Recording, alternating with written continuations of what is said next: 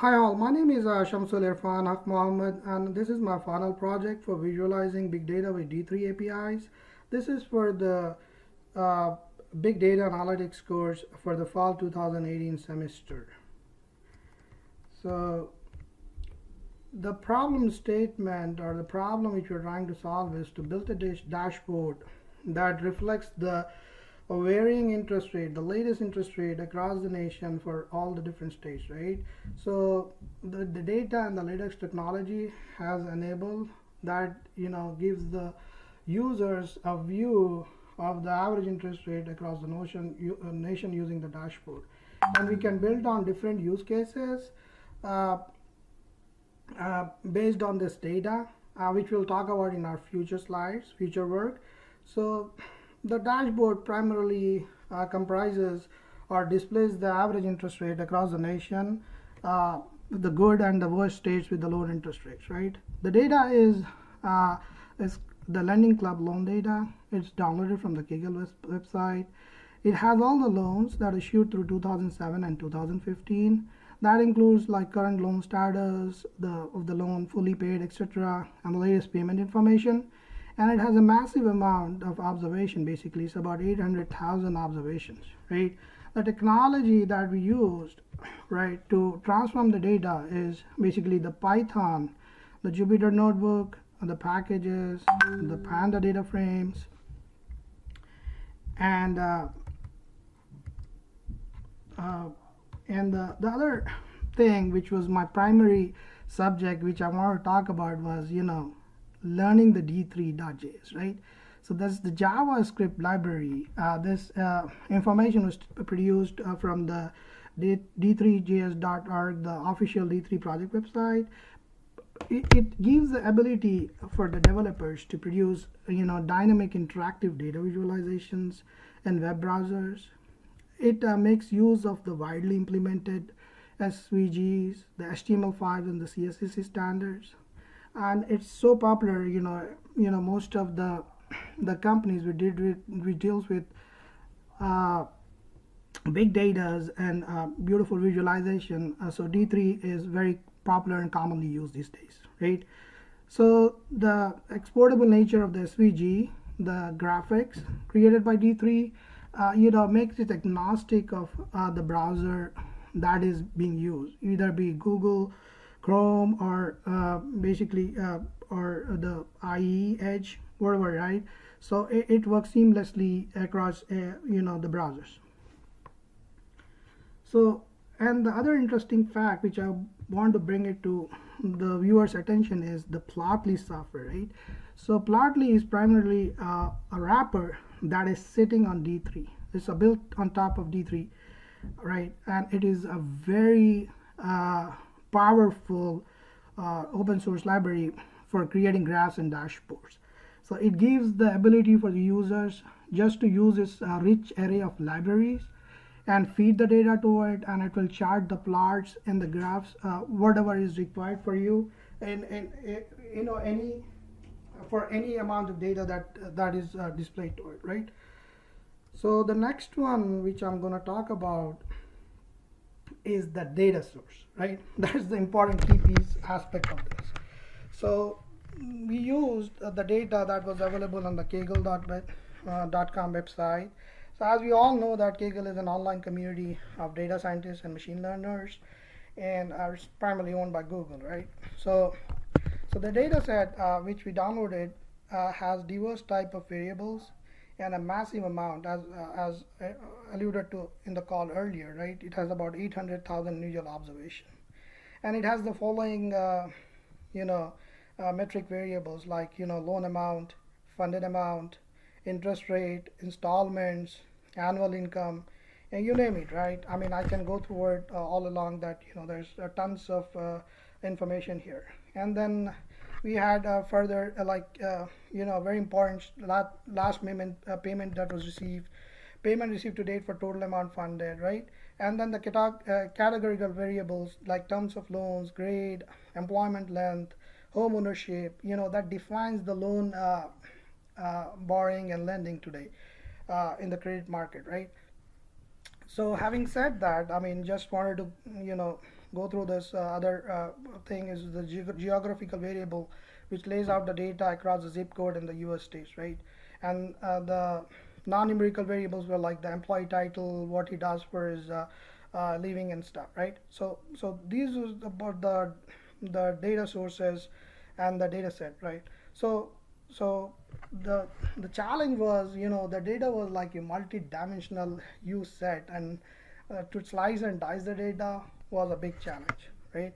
So coming back to those, so the important aspect was like, showing the project screenshots, which talks about like, this is the finalized data, and how did we achieve this is basically downloading the data set from the Kaggle, uploading it to the VM CentOS, and going through the data transformation using the PySpark. So if you notice that this was the code that was used from a PySpark perspective, right? Loading the file and what we learned throughout our course, for the semester, right?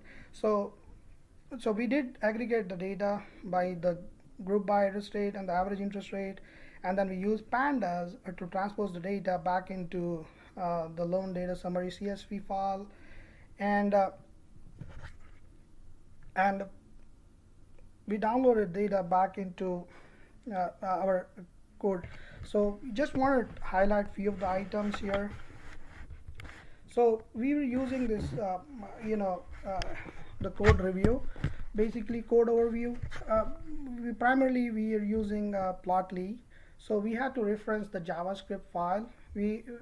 From a user standpoint of view, we have to download the D3 libraries from the d3.org, which I shared earlier. So this was done in Windows 10 machine, and I used IIS primarily for coding and visualizing this the charts. Okay, so the idea is basically, if you notice that I'm using this Plotly function that kinds of loads the data summary file, which is, you can directly load the file and it unpacks the rows, right? It reads all the data from the rows, and then it kinds of builds up this data array, as you notice that, right? And you can define the type of map that is going to use. Like if you look at it, like the type choropleth, and then you tell that what kind of maps you want to use. Because I was doing for across the footprint for the nation, so I use USA.states. So if you want to do it for California counties, you can do California counties or Florida's counties, or you can get to a granular level of a street and a state code, right? And primarily what you does is, basically when you unpack the rows, you can give the column names like that to location, and then you give the and if you want to use the coloring scheme, like if you look at this, the color scale, so you kind of unpack that using that the Z unpack rows. And then the primary idea was to paint a picture with different coloring scheme which shows divergent colors, and it would help ease out that which state had the least interest rate and the highest interest rate, right, if you will. So if you notice that, that's the code that's there, and then you have the color bar, the marker, right? And then so I'm kind of like zooming through the code, and just then you have about the layout. So you can have the title there, the geo shows the lake colors, and then you can have the RGB. So I just wanted to highlight one important theme of this is the coloring scale, right? So based on how you want to color it out, you can use a different RGBs selection, or and then you can have a different kind of coloring scheme based on the RGB inputs you give it to it. And then you can create different types of graphs like heat map, and we're just using a map here, but you can use heat, or you can build in like histograms, very rich libraries, and you just have to feed the data which you gathered from your data transformation, and then it'll do the rest. And one more thing I want to bring it to the viewers' attention is, so you don't have to use JavaScript and and IES. Instead, you can use Python as well. It is very rich in Python, MATLAB, and even using Jupyter Notebook, we could have plotted all these graphs, right? So it's very rich. And then what we have to do is at the end of the thing is, you just have to say plotly.plot, give the div where you want to picturize that or visualize the data, and then you give the data to it, and you define the layout you want to do it, right? Like this here. So it's a very rich plotly library. Otherwise, if you have to deal with the basic vanilla d3.js, then you would have to labor and write your own code to build the SVG framework, like drawing your own brush, drawing your own axis, y-axis, and you name it, right? So this gives an ability to the user to draw different kind of visuals basically within no time. So if you look at the end result, right, so it's a very rich graph, if you notice that, right? And a different color, like the green color, depicts the green color depicts the lowest interest rate, and the red color, right, it's Hawaii and Alabama. So that's the observation here, right? So it's very rich graphs, and you can see the data on the side.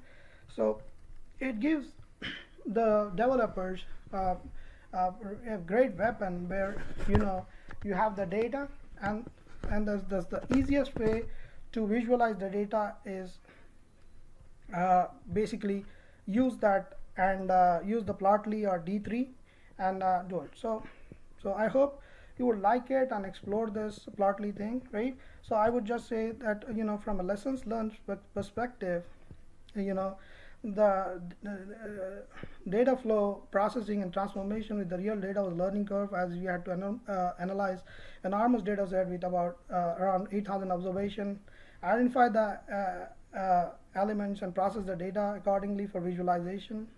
Using the tools and techniques we learned throughout the course facilitate the data transformation. Using d3.js and drawing the VGA was challenge, and then use Plotly, which provides rich libraries to represent visualization big data set, right?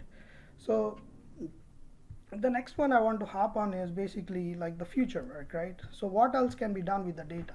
I didn't, we want to do that, but definitely we'll pursue that as part of our learning curve here.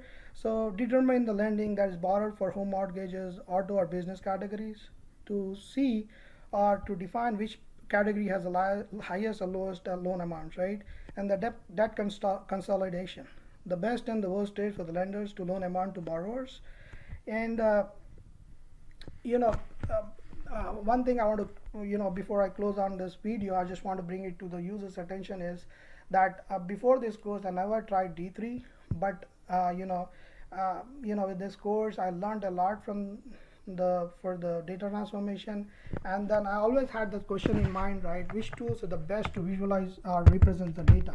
I heard about Tableau and other, but once I learned this D3 and the Plotly, that really paved the way for me that it's really rich, and there are multiple companies that have come out and built their own frameworks on D3, and then it's really easy to learn, and it has very diversified and rich libraries, right? So the other thing I want to bring it to users' attention is why D3, right?